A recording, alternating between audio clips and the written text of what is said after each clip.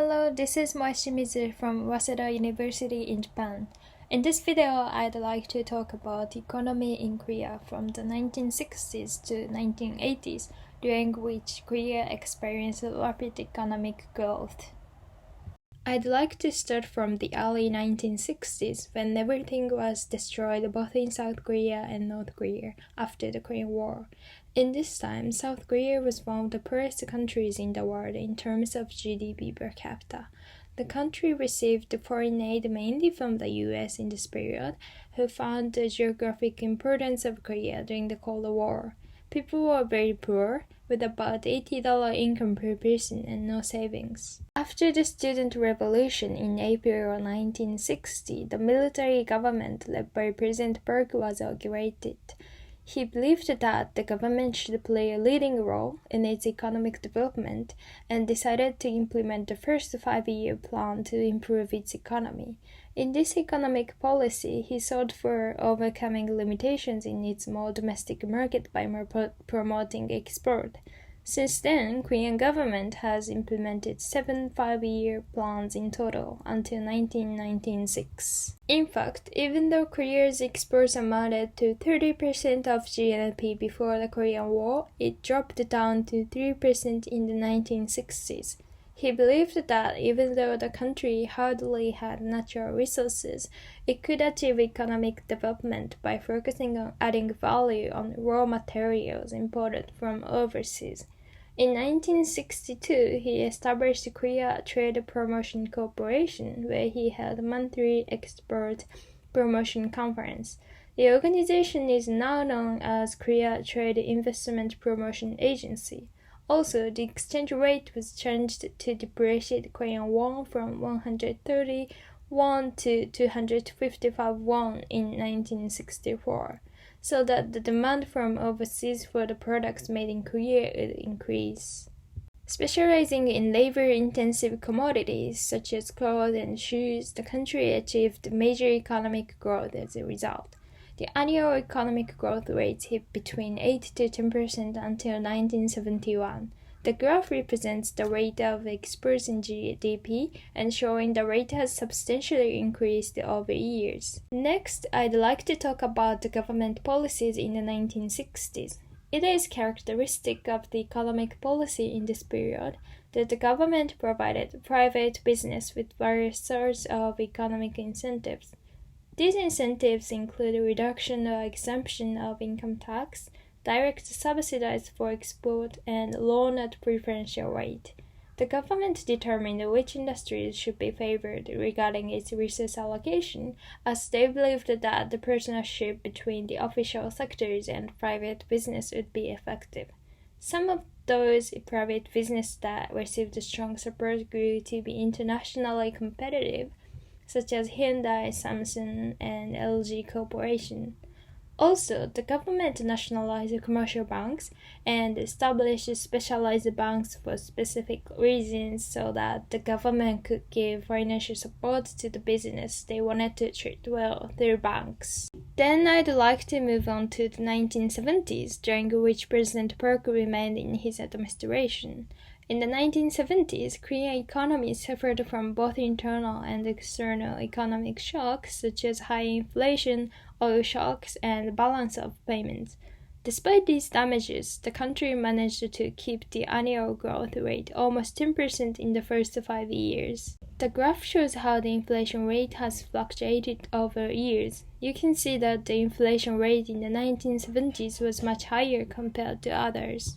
In the 1970s, the government implemented the Third Economic Development Plan, focusing on developing heavy and chemical industries as well as promotion of export. They chose 6 strategic industries to strengthen the export structure.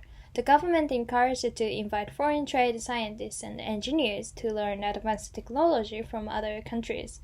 The interest rate to these key industries was between 8 to 13%, which is much lower compared to the general interest rate being 17%. This is because the government aimed to support the industries through supply of loans from banks. So overall, the 1960s and 70s are both characterized as authoritarian and strong leadership of the government. Although direct, active intervention by the government in financial allocation proved to be somewhat effective in the 1960s and 70s, it is argued that it was no longer effective once the economy got bigger and more complex. Even though the government had realized that the economy was too extended for them to handle, and they introduced more market-oriented policies and lifted the regulations, intervention continued to some degree. Also, it should be mentioned that the government intervention left some long-lasting side effects remaining until now. For instance, the domestic market being much less competitive and an undeveloped banking system because of the powerful control by the government. The preferential treatment by the government to large companies also causes small and medium-sized companies struggle with the lack of credits and large amount of debt. These problems are believed to be the major causes of the economic crisis which later Korea experienced. In the 1980s, President Chun took over the administration. The second oil shock caused high inflation in the early 1980s, which recorded over 25% inflation. Keeping inflation under control was the top priority during this period. The government reduced money supply and expenditure to stabilize price. Although economy began to recover in 1983, the government pursued restrictive policy. One characteristic policy that should be mentioned about the 1980s is the income policy from 1982. In the 1980s, wages didn't go up despite inflation, and people were not satisfied with their low income. But the government didn't want to increase people's salary because increasing wage leads to increase in price of goods and services, which results in another inflation in the end. Therefore, the government introduced the income policy as a solution in which they fixed the workers' salary and applied wage increase schedule to employees of private companies as well as public employees. Thanks to these drastic policies by President Chun, inflation decreased from 25% to 7% in 1982 and stayed around 2% from 1983 to 87. The graph shows the annual inflation rate, representing that the inflation rate in this period rapidly decreased. His policy turned out successful in controlling inflation after all. However, it took sacrifices such as low workers' wage and inadequate infrastructure investment by the government. In addition, labor disputes for increasing workers' wage broke out in 1987, caused by people's dissatisfaction with the fixed wage which had lasted for a long time. This resulted in 18% increase in workers' wage between 1988 and 89, but it also led to inflation again. Another policy to mention is the foreign exchange policy. Even though the exchange rate was almost fixed in the 1970s, the government depreciated Korean won with an adaptation of flexible exchange rate system in which the market determined the exchange rate with given partial freedom. On the other hand, in the late 1980s, the government was forced to appreciate Korean won and to open its domestic market to the US, who put increasing pressure.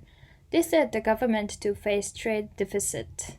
So this is all for Korean economy from the 1960s to 80s. Thank you so much for listening. Here is the reference list. This is for all the pictures and the graphs I used in my presentation.